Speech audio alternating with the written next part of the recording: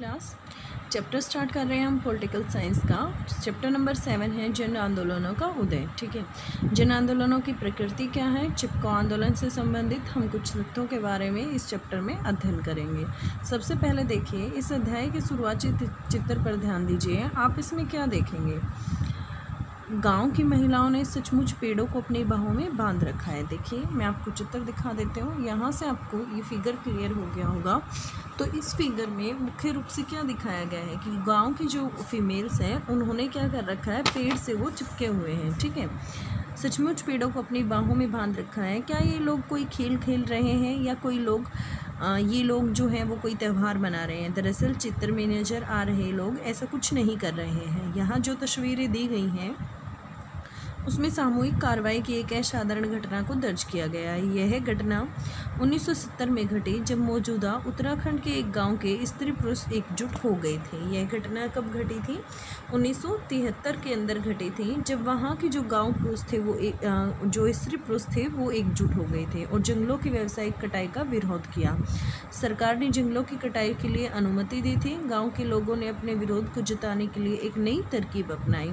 इन लोगों ने पेड़ों को अपनी बाहों से घेर लिया ताकि उन्हें कटने से बचाया जा सके। यह विरोध आगामी दिनों में भारत के पर्यावरण आंदोलन के रूप में प्रेरित हुआ और चिपको आंदोलन के नाम से विश्व प्रसिद्ध हुआ। देखिए, यहाँ के जो गांव के लोग थे वो ये नहीं चाहते थे कि पेड़ों की कटाई हो, इसलिए उन्होंने पेड़ों को कटने से बचाने के लिए अपनी बाहों से घेर लिया था ताकि वो कटाई से बच जाए।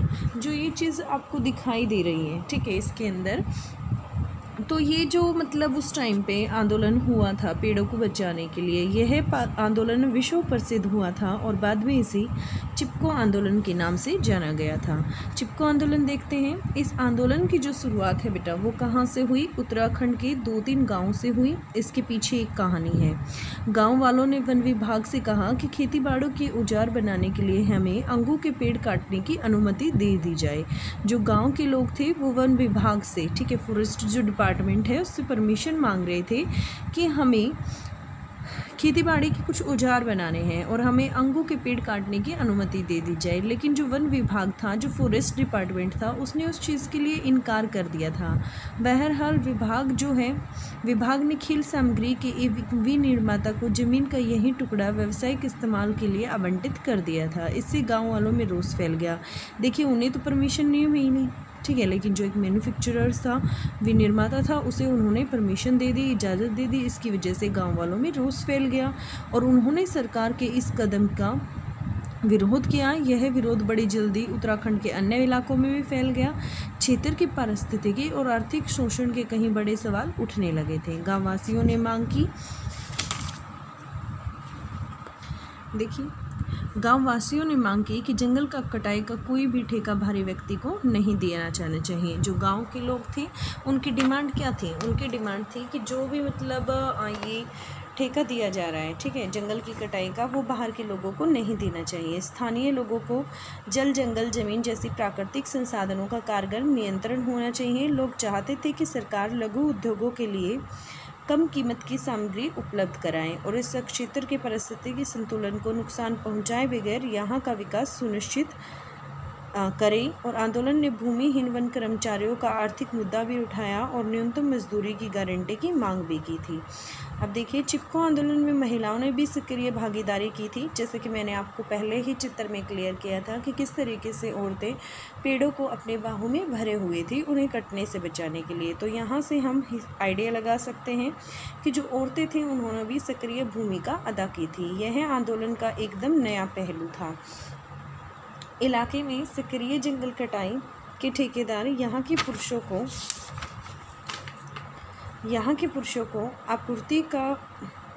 आपूर्ति का भी व्यवसाय करते थे। महिलाओं ने शराबखोरी की लत के खिलाफ भी लगातार आवाज़ उठाई। इससे आंदोलन का दायरा विस्तृत हो गया और उसमें कुछ और सामाजिक मामले आ जुड़े। आखिरकार इस आंदोलन को सफलता मिली और सरकार ने 15 सालों के लिए हिमालय क्षेत्रों में पेड़ों की कटाई पर रोक लगा दी थी, बंद कर दिया था पेड़ों की कटाई को, ताकि इस अवधि के दौरान जो भी क्षेत्र में जितना भी नुकसान हुआ है वह जो सिचुएशन है वह दोबारा से नॉर्मल हो जाए। बहरहाल बात इस आंदोलन की सफलता की तो है ही, साथ ही हमें यह भी याद रखना है कि यह जो आंदोलन है 70 के दशक और उसके बाद के सालों में देश के विभिन्न भागों में उठे अनेक जन आंदोलनों का प्रतीक बन गया। ये सिचुएशन आ गई उस टाइम पे। फिर उसके बाद देखते हैं इस अध्याय में हम ऐसे ही कुछ आंदोलनों के बारे में पढ़ेंगे। ठीक है, तो ऐसे ही कुछ आंदोलन और देख लेते हैं। दल आधारित आंदोलन। जन आंदोलन कभी सामाजिक तो कभी राजनीतिक आंदोलन का रूप ले सकते हैं और अक्सर ये आंदोलन दोनों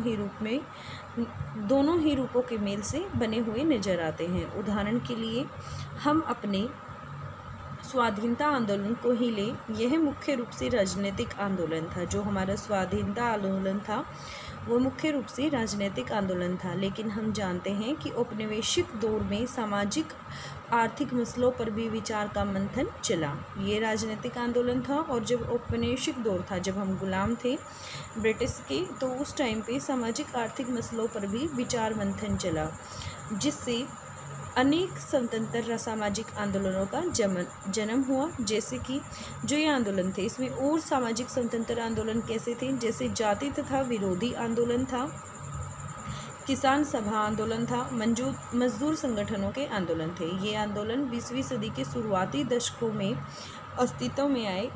इन आंदोलनों ने सामाजिक संघर्षों के कुछ अंदरूनी मुद्दे भी उठाए। ऐसे कुछ आंदोलन आज़ादी के बाद के दौर में भी चलते रहे, जैसे कि मुंबई और कोलकाता और कानपुर, ये बड़े शहर हैं काफ़ी। यहाँ पर औद्योगिक मजदूरों की संगठनों के आंदोलन का बड़ा जोर था। सभी बड़ी पार्टियों ने इस तबके के मजदूरों को लामबंद करने के लिए अपने अपने मजदूर संगठन बनाए। आज़ादी के बाद के शुरुआती सालों में आंध्र प्रदेश के जो तेलंगाना क्षेत्र है, जो आज के टाइम पे तेलंगाना स्टेट है, कि किसान कम्युनिस्ट पार्टी के नेतृत्व में लामबंद हुए। उन्होंने काश्तकारों के बीच जमीन को पुनर्वितरण की मांग की। आंध्र प्रदेश, पश्चिमी बंगाल और बिहार के कुछ भागों में किसान तथा खेतीहर मजदूरों ने मार्क्सवादी लेनिनवादी कम्युनिस्ट पार्टी के कार्यकर्ताओं के नेतृत्व में अपना विरोध जारी किया। आप मार्क्सवाद लेनिनवाद समूहों के बारे में पिछले अध्याय में पढ़ चुके हैं। इन्हें नक्सलवादी के नाम से जाना जाता था या जाना गया था। किसान और मजदूरों के आंदोलनों का मुख्य जोर जो था वो आर्थिक अन्याय और असमानता के मसले पर था।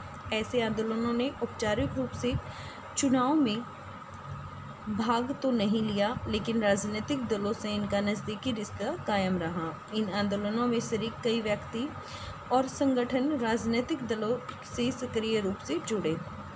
ऐसे जुड़ाव से दलगत राजनीति में विभिन्न सामाजिक तबकों की बेहतर नुमाइंदगी सुनिश्चित हुई। अब देखिए, बात करते हैं यहाँ पर राजनीतिक दलों से स्वतंत्र आंदोलन। 70 और 80 के दशक में समाज के कई तबकों का राजनीतिक दलों के आचार व्यवहार से मोह भंग हुआ। जो हमारे समाज के कई तबके थे, उनका जो हमारे पॉलिटिक्स पार्टीज थी उनसे मोह भंग हो गया। ठीक है, वो उनसे दूर हट गए। इसका तत्कालीन कारण यही था कि जनता पार्टी के रूप में गैर कांग्रेसवाद का प्रयोग कुछ खास नहीं चल पाया। इसकी असफलता से राजनीतिक अस्थिरता का माहौल भी कायम हुआ। देखिए, आपको पता है, आपने पढ़ा था जनता पार्टी के बारे में, जो एक गैर कांग्रेसी पार्टी थी। गैर कांग्रेसी पार्टी की भी यदि बात करें तो वह भी मतलब नहीं चल पाई थी। जनता पार्टी थी वो भी भंग हो गई थी और इसकी असफलता से राजनीतिक अस्थिरता का माहौल भी कायम हुआ। लेकिन अगर कारणों की खोज जरा दूर तक करें तो पता चलेगा कि सरकार की आर्थिक नीतियों से भी लोगों का मोह भंग हुआ था। देश ने आज़ादी के बाद नियोजित विकास का मॉडल अपनाया था। You know very well, plan commissions हम लेकर आए थे। ठीक है, तो ये आर्थिक व्यवस्था को उभारने के लिए हम प्लानिंग कमीशन लेकर आए थे देश के डेवलपमेंट के लिए। इस मॉडल को अपनाने के पीछे दो लक्ष्य थे, एक आर्थिक समृद्धि और दूसरा क्या था, आय का समतापूर्ण बंटवारा। आप इसके बारे में तीसरे अध्याय में पढ़ चुके हैं। आज़ादी के शुरुआती 20 सालों में अर्थव्यवस्था के कुछ क्षेत्रों में उल्लेखनीय समृद्धि हुई। स्टार्टिंग के यदि 20 ईयर्स में देखें तो काफ़ी डेवलपमेंट हुआ, इकनॉमी में भी ग्रोथ हुई। लेकिन इसके बावजूद जो गरीबी थी और असमानता बड़े पैमाने पर बरकरार रही। आर्थिक समृद्धि के साथ समाज के हर तबके को समान मात्रा में नहीं मिले। ये कहता है कि आर्थिक समृद्धि हुई, ठीक है, इकोनॉमिक डेवलपमेंट हुआ, लेकिन उसके बाद भी मतलब समाज के हर तबके को इसका लाभ नहीं मिला था। जाति और लिंग पर आधारित समाज असमानताओं ने गरीबी के मसले को और ज़्यादा जटिल तथा धारदार बना दिया था। शहरी औद्योगिक जो क्षेत्र थे तथा ग्रामीण कृषि क्षेत्र के बीच भी एक नई पार्टी जा सकने वाली फाक पैदा हुई। समाज के विभिन्न समूहों के बीच अपने साथ हो रहे अन्याय और वंचना का भाव प्रबल हुआ। राजनीतिक धरातल पर सक्रिय कई समूहों का विश्वास था कि लोकतांत्रिक संस्थाओं और चुनावी राजनीति से उठ गया है। देखिए, इसका मानना यह था, राजनीतिक धरातल पर सक्रिय जो समूह थे उनका विश्वास मतलब लोकतांत्रिक संस्थाओं और चुनावी राजनीति से उठ गया था। ये समूह दलगत राजनीति से अलग हुए और अपने विरोध को सवर देने के लिए उन्होंने आवाम को लामबंद करना शुरू कर दिया। इस काम में छात्र तथा समाज के विभिन्न तबकों के राजनीतिक कार्यकर्ता आगे आए और दलित तथा आदिवासी जैसे हाशिए पर धकेल दिए गए समूहों को लामबंद करना शुरू किया। मध्यम वर्ग की युवा कार्यकर्ताओं ने गांव के गरीब लोगों के बीच रचनात्मक कार्यक्रम तथा सेवा संगठन चलाए। इन संगठनों के बीच सामाजिक कार्यों की प्रकृति स्वयंसेवी थी, इसलिए इन संगठनों को स्वयंसेवी संगठन या स्वयंसेवी क्षेत्र के संगठन कहा जाता है। ऐसे स्वयंसेवी संगठन, देखो उन्होंने अपने आप ही इन संगठनों को चलाया था, वो सारा काम खुद करते थे, ठीक है, इसलिए वो मतलब किसी पर निर्भर नहीं थे, खुद करने का मतलब ये था। तो ये कहता है ऐसे स्वयंसेवी संगठन थे अपने दलगत राजनीति से दूर रखा, अपने को दलगत राजनीति से ये दूर रहे और स्थानीय अथवा क्षेत्रीय स्तर पर ये संगठन ना तो चुनाव लड़े, ना ही इन्होंने किसी एक राजनीतिक दल को अपना समर्थन दिया। ऐसे अधिकांश संगठन राजनीति में विश्वास करते थे और उसमें भागीदारी भी करना चाहते थे, लेकिन इन्होंने राजनीतिक भागीदारी के लिए राजनीतिक दलों को नहीं चुना। इसी कारण इन संगठनों को स्वतंत्र राजनीतिक संगठन कहा जाने लगा। इन संगठनों का मानना था कि स्थानीय मसलों के समाधान में स्थानीय नागरिकों की सीधी तथा सक्रिय भागीदारी राजनीतिक दलों की अपेक्षा कहीं ज़्यादा कारगर होती है। इन संगठनों का विश्वास था कि लोगों को सीधी भागीदारी से लोकतांत्रिक सरकार की प्रकृति में सुधार आएगा। क्लियर है आपको इतना? कि भाई चैप्टर 7 स्टार्ट करने जा रहे हैं, rise of the popular movements, ठीक है, कुछ आंदोलनों के बारे में हम यहाँ पर अध्ययन करेंगे। Take a look at the opening image of this chapter, ठीक है, मैं आपको इमेज एक बार क्लियर करा देती हूँ। इमेज आपको ये दे रखी है, ये चैप्टर के स्टार्टिंग में गिवन है, तो इस इमेज से आप क्या कंक्लूजन निकालते हैं? एक पेड़ है, कुछ फीमेल्स हैं, ठीक है, जो चारों तरफ एक पेड़ को अपनी बाहों के अंदर लिए हुए हैं, तो आप इससे क्या कंक्लूजन निकालेंगे? एक बार उसकी शुरुआत देख लेते हैं। कहते हैं what do you see there, आप यहाँ पर क्या देखते हैं? Villagers have literally embraced the trees, जो ग्रामीण हैं उन्होंने ट्रीज को अपनी बाहों में पकड़ रखा है। Are they playing some game, क्या वो कुछ गेम खेल रहे हैं? और पार्टिसिपेटिंग इन सम रिचुअल और फेस्टिवल्स, क्या वो कुछ उनकी जो परंपराएं हैं, त्यौहार है, मतलब क्या उनमें पार्टिसिपेट करें? नॉट रियली, वास्तव में ऐसा नहीं है। The image here depict a very unusual form of collective action, ये कहता है जो ये इमेज है, जो ये तस्वीर है, ये है हमें प्रदर्शित करती है कि यह एक अनयूजुअल फॉर्म है एक कलेक्टिव एक्शन की, इन विच जिसके अंदर man and women from A village in what is now Uttarakhand were engaged in early 1973। ये कहता है जिसके अंदर, जिसे उस कलेक्टिव एक्शन के अंदर मैन और वुमेन सभी के सभी सम्मिलित हैं 1973 के अंदर और उत्तराखंड के एक विलेज से संबंधित हैं। दीज विलेजर्स, जो ये ग्रामीण हैं, were protesting against the practice of the commercial logging that the government had permitted. ये कहता है जो विलेजर्स हैं उन्होंने मतलब प्रोटेस्ट किया है, किसके अगेंस्ट खड़े हुए हैं? वो जो व्यावसायिक रूप से वहाँ की जो जंगलों की कटाई हो रही थी, जो गवर्नमेंट ने जिसे परमिशन दी थी, ठीक है, उसके जो विलेजर्स थे वो अगेंस्ट थे। They used a novel tactic for their protest और and that of hugging the trees to prevent them from being cut down, ठीक है। ये कहता है ये जो मतलब इन्होंने प्रोटेस्ट किया था वो इस तरीके से किया था, बिल्कुल डिफरेंट तरीका था कि इन्होंने मतलब पेड़ जो हैं उनको अपनी बाहों में ले लिया था और उन्हें इस तरीके से उनको कटने से बचा लिया था। This protest mark the beginning of the world famous environmental movement in our country, the Chipko movement. ये कहता है जो ये प्रोटेस्ट उस टाइम पे हुआ था तो उस समय के आगामी दौर के लिए वह एक पर्यावरण से संबंधित काफ़ी फेमस मूवमेंट था जिसका नाम बाद में पड़ा चिपको मूवमेंट, ठीक है। Chipko movement, the movement begin in 2 और 3 विलेजेस ऑफ द उत्तराखंड। ये जो आंदोलन था इसकी शुरुआत मतलब उत्तराखंड के 2 या 3 विलेजेस से हुई थी। When the forest department refuse the permission to the villagers to fell ash trees for making agriculture tools. जब जो फॉरेस्ट डिपार्टमेंट है उसने रिफ्यूज़ कर दिया था, डिनाई कर दिया था परमिशन देने के लिए विलेजर्स को, जो वो मतलब एश ट्रीज को कट करना चाहते थे एग्रीकल्चर टूल बनाने के लिए। However the forest department allotted the same patches of land to a sport manufacture for the commercial use. जब इसके अलावा जो फॉरेस्ट डिपार्टमेंट था उसने अलॉट कर दिए सम पेचेस ऑफ लैंड, कुछ भूमि के टुकड़ों को, टू द स्पोर्ट्स मैन्युफैक्चरर को फॉर द कमर्शियल यूज़, व्यवसाय की प्रयोग के लिए किसी मैन्युफैक्चरर को मतलब गवर्नमेंट ने कुछ भूमि के टुकड़े दे दिए थे। दिस इंटरेस्ड द विलेजर्स, इसकी वजह से जो मतलब विलेजर्स थे वो उनमें काफ़ी रोष फैल गया and the protest against the move of the government. और जो गवर्नमेंट ने मतलब मूव किया था, गवर्नमेंट ने जो डिसीज़न लिया था उसके खिलाफ जो वहाँ के विलेजर्स थे उन्होंने उसके अगेंस्ट खड़े हो गई। The struggle soon spread across many part of the Uttarakhand region. और ये जो मतलब मूवमेंट हुआ था तो ये उत्तराखंड के काफ़ी हिस्सों में फैल गया था। Larger issue of the ecological and economic exploitation of the region were raised और the villagers demanded that no forest exploiting contract should be given to the outsider. जो विलेजर्स की जो डिमांड थी वो क्या थी कि यहाँ पर फॉरेस्ट से संबंधित कोई भी एक्सप्लॉयटेशन नहीं होना चाहिए, ऐसा कोई भी कॉन्ट्रैक्ट मतलब किसी बाहर के व्यक्ति को नहीं देना चाहिए। द लोकल कम्युनिटीज़, जो लोकल जो समुदाय हैं वहाँ के, शुड हैव इफेक्टिव कंट्रोल, वो अच्छे से नियंत्रण कर सकते हैं प्राकृतिक संसाधनों के ऊपर, नेचुरल रिसोर्सेज के ऊपर, like is the land, water and the forest.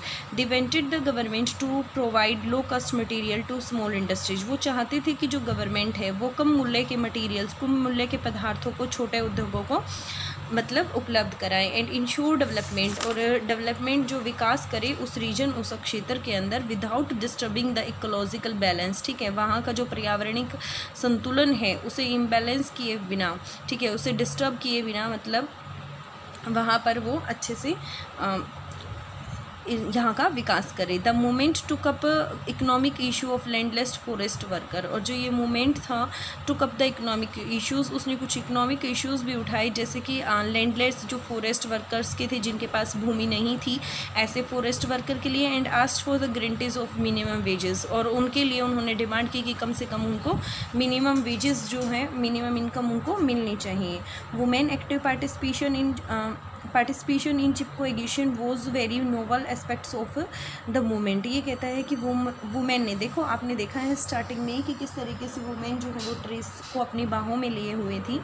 तो यहाँ से ये चीज़ क्लियर है कि जो चिपको एग्जीबिशन था वहाँ पर मतलब जो वुमेन्स हैं उन्होंने भी पार्टिसिपेट किया था। द फॉरेस्ट जो contractor of the region usually doubled up a supplier of alcohol to man. और जो वो फॉरेस्ट कॉन्ट्रैक्टर थे उस क्षेत्र के, उन्होंने मतलब जो अल्कोहल का सप्लायर था, अल्कोहल की जो सप्लाई थी उसे डबल कर दिया था लोगों तक पहुंचाने के लिए। And women held sustain exhibition, और इस तरह के एग्जीबिशन के अगेंस्ट थी वुमेन्स, जैसे कि alcoholism, and broaden the agenda of movement to cover the social issues. और जो ये मूवमेंट थे काफ़ी ब्रॉड किस तरीके से हुआ, कुछ इसमें सामाजिक इश्यूज़ जो थे वो भी सम्मिलित किए गए। The movement achieved a victory, movement को मतलब एक विक्ट्री हासिल हुई जब गवर्नमेंट ने issued a ban on felling of trees in Himalayan region for 15 year. जब गवर्नमेंट ने मतलब ट्रीज़ की जो कटिंग हो रही थी वो बैन कर दी हिमालय रीजन के अंदर अगले 15 साल तक। Until the green cover was fully restored, जब तक वो दोबारा से मतलब रिस्टोर्ड नहीं हो जाते हैं ट्रीज़ तब तक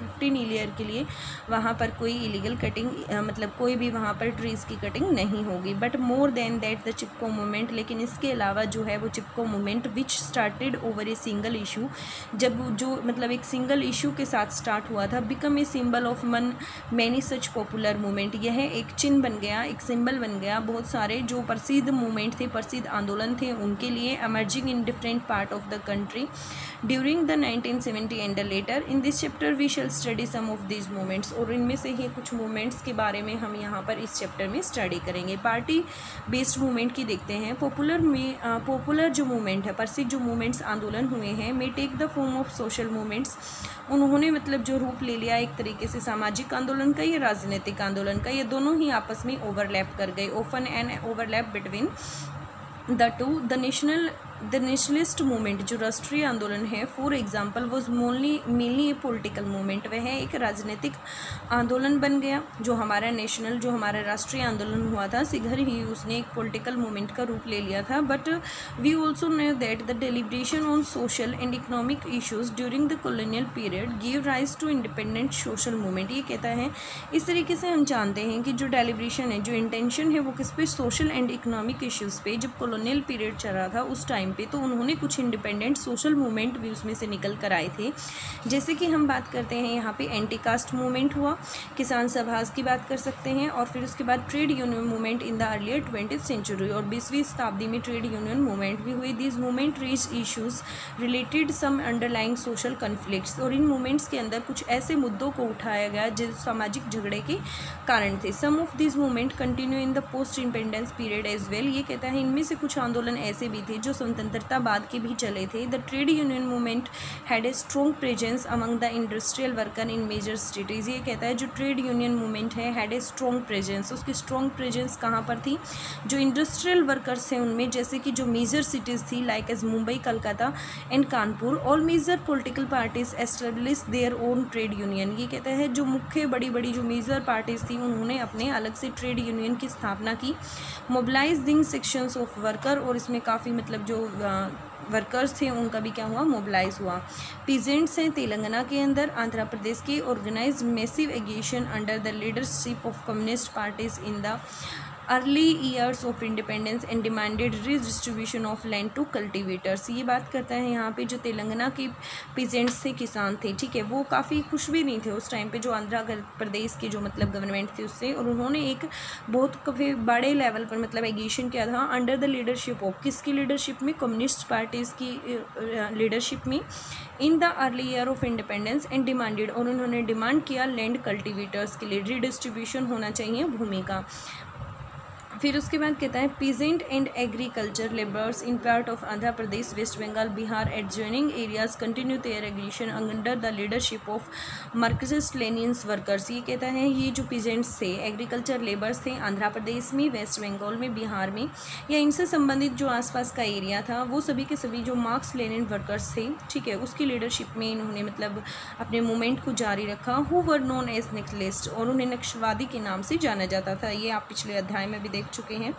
The peasants and the workers movement mainly focused on any issues of economic injustice and inequalities। और जो peasants और जो workers का मतलब मूवमेंट था, उसका फोकस सिर्फ एक ही चीज़ के ऊपर था, इकोनॉमिक इनजस्टिस, जो उनके साथ अन्याय हो रहा था आर्थिक रूप से, और इनइक्वलिटीज़ और असमानता का जो उनके साथ बर्ताव हो रहा था उस चीज़ के लिए। This movements did not participate in elections formally. ये जो मूवमेंट्स थे, इन्होंने इलेक्शंस में कोई पार्टिसिपेट नहीं किया। And yet they retained connection with the political parties, लेकिन इनका प्रभाव जो था वो पॉलिटिकल पार्टीज़ पर था। As many participants in this movement as individual and as organisation we actually associated with the parties. ये कहता है कि ये जो मूवमेंट्स थे, जो इनके पार्टिसिपेंट्स थे, चाहे वो इंडिविजुअल थे, चाहे एक ऑर्गेनाइजेशन के रूप में थे, वो पार्टीज़ को मतलब सक्रिय रूप से एसोसिएट कर रहे थे। These links insured a better representation of demand of diverse social section in party politics. अब देखिए, नॉन पार्टी मूवमेंट की बात करते हैं।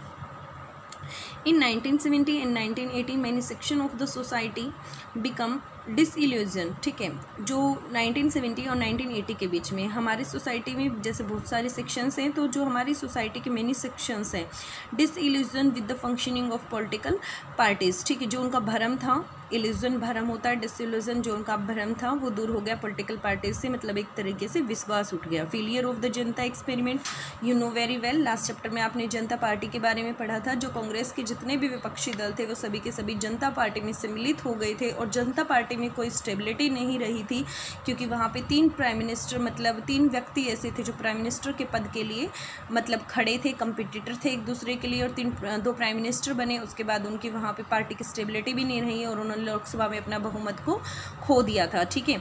तो इस तरीके से जो जनता एक्सपेरिमेंट हुआ था, and the resulting political instability were the immediate causes, ठीक है। और जो ये मतलब विश्वास जो लोगों का उठ गया था, किससे उठ गया था? जो पार्टी थी, जो डेमोक्रेटिक पार्टी थी, उनसे उठ गया था। किस वजह से उठ गया था? जो जनता पार्टी थी और जो हमारे पॉलिटिक्स डेमोक्रेसी के अंदर इंस्टेबिलिटी आई थी, उस वजह से जनता का विश्वास उससे उठ गया था। फिर उसके बाद देखते हैं, but in the long run the disillusionment was also about the economic policies of the state. और जो ये डिसइल्यूजनमेंट क्रिएट हुई थी वो इस वजह से भी हुई थी कि जो आर्थिक पॉलिसीज़ थी, ठीक है, आर्थिक जो नीतियाँ थी स्टेट के अंदर, उसकी वजह से the model of plan development that were adopted after independence was based on twin goal of the growth and distribution. ये कहता है, आपको भी बताया 1950 के बाद 1952 से हमारा फर्स्ट प्लान कमीशन आया था, ठीक है, related to agriculture and related also to industrial जो डेवलपमेंट है उससे संबंधित हमारे प्लान कमीशन आए थे। तो उनका फोकस किस चीज़ के लिए था, हमारे कंट्री के डेवलपमेंट के लिए था। तो ये उसमें क्या कहता है कि the model of the plan development that we adopted after independence, जो मॉडल हमने मतलब इंडिपेंडेंस के बाद अपनाया था डेवलपमेंट के लिए, वो बेस्ड ऑन ट्विन गोल। उसमें सिर्फ 2 ही गोल के ऊपर वो डिपेंड था। उसके 2 उद्देश्य क्या थे, एक ग्रोथ और एक distribution. You have read about it in the chapter 3। In spite of the impressive growth in many sector of the economy in the first 20 years, यदि पहले 20 साल की बात करूँ, 20 years of independence, poverty inequalities persist on a large scale. Poverty और जो inequalities है वो काफ़ी बड़े लेवल पर देखी जा सकती हैं। बेनिफिट ऑफ इकोनॉमिक ग्रोथ, जो हमारी आर्थिक व्यवस्था में ग्रोथ हुई, did not reach evenly to all the section of society, जो समाज के अलग अलग सेक्शन से सभी तक वो इक्वली नहीं पहुँच पाई थी। इन एग्जिस्टिंग सोशल इनइक्वलिटीज़, और अब भी मतलब जो सोशल इनइक्वलिटीज़ असमानता भी दिख रही थी, कास्ट में, जेंडर शापा में, and complicated issue of the poverty in the many ways. They are also existed in a gulf between the urban industrial sector. और एक तरीके से ये कह सकते हैं कि जो मतलब अर्बन इंडस्ट्रियल सेक्टर था, जो शहरी औद्योगिक क्षेत्र था, और जो ग्रामीण कृषि क्षेत्र था, उसमें एक गल्फ, एक खाई जैसी स्थिति उत्पन्न हो गई थी। ए सेंस ऑफ इनजस्टिस, और इसे हम एक सेंस किस तरीके की कह सकते हैं, अन्याय की, इनजस्टिस की कह सकते हैं। डेप्रिवेशन मतलब किसी चीज़ से वंचित, किसी चीज़ का उसे लाभ ना मिलना। Grow among the different group, many of the political active group lost faith in existing democracy institution and erectile politics. ये कहता है बहुत सारे मतलब पॉलिटिकल एक्टिव ग्रुप ऐसे उस टाइम पे पनप गए थे जिन्होंने अपना फेथ जो था वो मतलब लॉस्ट, उनका ख़त्म हो गया था डेमोक्रेटिक इंस्टीट्यूशन से, और जितनी भी हमारी इलेक्ट्रल पार्टीज थी उनसे। They therefore close to set up outside of a political party and engage in mass mobilisation of resisting their protest. और इस तरीके से उन्होंने मतलब वो पॉलिटिकल पार्टीज से मतलब इनसे बाहर आ गए, and engage in mass mobilisation, और उन्होंने मतलब प्रोटेस्ट करना स्टार्ट किया। Students and young political activities from the various sections of the society were in the forefront in organising the marginalised section such as Dalit and Adivasi, ठीक है। और इन ये मतलब जो बहुत सारे मतलब ऐसे स्टूडेंट्स थे जो मतलब सामने आए किस चीज़ के लिए, दलित और आदिवासी, इनके लिए। The middle class young activist launch a service organisation and construct programme among the rural poor because of the voluntary nature of this social worker. ये जो मतलब सोशल वर्क हो रहा था, और जो ये सोशल वर्कर थी, जो हमारे मतलब स्टूडेंट्स वगैरह काफ़ी यंग्स ऐसे थे जो मतलब अपने वॉलंटरी मतलब अपनी इच्छा से काम कर रहे थे। Many of this organisation came to known as voluntary organisation. ये अपनी इच्छा से काम कर रहे थे, इसलिए इन्हें वॉलंटरी ऑर्गेनाइजेशन के रूप में भी जाना जाता है। This voluntary organisation close to remain outside the party politics. ये वॉलंटरी ऑर्गेनाइजेशन थी, संस्थाएं थी, ये मतलब close to remain outside the party politics. ये मतलब जो पार्टी पॉलिटिक्स है उससे ये काफ़ी दूर ही रही थी। They did not contest election at the local और रीजनल लेवल। इन्होंने कोई इलेक्शन नहीं लड़ा लोकल और रीजनल लेवल पे। And did they support any one political party, और इन्होंने मतलब किसी पॉलिटिकल पार्टी को भी सपोर्ट नहीं किया। Most of this group believed in politics में इनमें से ज़्यादातर ग्रुप विश्वास करते थे। Wanted to participate in it, participate भी करना चाहते थे, but not through political parties. Participate करना चाहते थे बट पॉलिटिकल पार्टीज़ के थ्रू नहीं करना चाहते थे। Hence the organisation were called a non party political formation. इसलिए इन्हें क्या कहा गया, नॉन पार्टी पॉलिटिकल फॉर्मेशन, क्योंकि ये किसी भी पॉलिटिकल पार्टी में पार्टिसिपेट नहीं करना चाहते थे। दे होप दैट, उनको आशा थी कि direct and active participation by the local group of citizens would be more effective in resolving local issue than the political parties. ये उसकी जो आशा ये थी कि मतलब प्रत्यक्ष और सक्रिय रूप से यदि हम लोगों के साथ कॉन्टेक्ट में आए और कॉन्टेक्ट में आए तो ये ज़्यादा इफ़ेक्टिव होगा, ठीक है, देन द पॉलिटिकल पार्टीज़।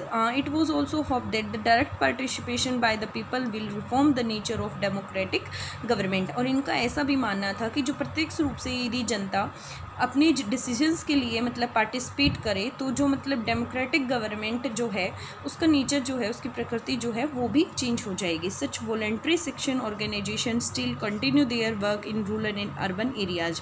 और इस तरीके की जो वॉलंटरी सेक्टर ऑर्गेनाइजेशन है वो ग्रामीण और शहरी इलाकों में अपना कार्य कर रही हैं। Their however their nature has change, और इनका नेचर जो है वो बदला है। Of late many of this organisation are founded by the external agencies. और ये जो मतलब काफ़ी समय के बाद ये ऑर्गेनाइजेशन है, इनकी स्थापना जो है वो एक्सटर्नल एजेंसी के द्वारा भी की गई, जिनके अंतर्गत अंतर्राष्ट्रीय जो सर्विस एजेंसी हैं वो भी इंक्लूडेड हैं। The idea of local initiative is weakened as a result of availability of external fund on a large scale of these organization। और जो ये लोकल इनिशिएटिव स्टार्ट हुआ था, ठीक है, ये भी क्या हो गया, काफ़ी कमज़ोर पड़ गया जब इनको मतलब एक्सटर्नल फंड जो है बाहर से मतलब काफ़ी बड़े लेवल पर उपलब्ध होने लग गया।